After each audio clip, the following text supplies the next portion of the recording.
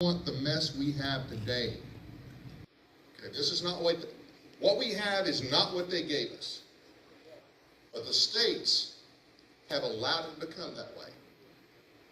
The states have a responsibility in this until they step up.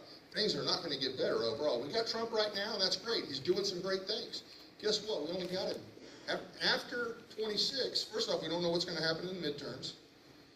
But then after that, we're going to have Trump 2 more years. So keep that in mind when we talk about governor here in a minute. So, just so that you know that this is not just something that sovereignty and nullification, it's another N word, because when people hear nullification, they think it means secession. It doesn't mean secession. Nullification is the way the states keep the federal government in its lane. It's kind of like the necessary and proper clause for the states. Okay, the federal government has a necessary and proper clause which they have abused, just like they've abused the Commerce Clause, just like they've abused the Civil Supremacy Clause, just like all the things. As a matter of fact, all these things, the people that were worried about not having a Bill of Rights, they predicted everything. They predicted that the federal government would abuse these clauses, and they did even with a Bill of Rights.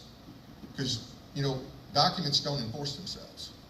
You got to have people that understand it and people that will stand up. During the COVID garbage, I'm not going to read all this, I'm going to hit the high points. And this had to do with the federal government trying to push vaccine mandates and other things on Tennessee.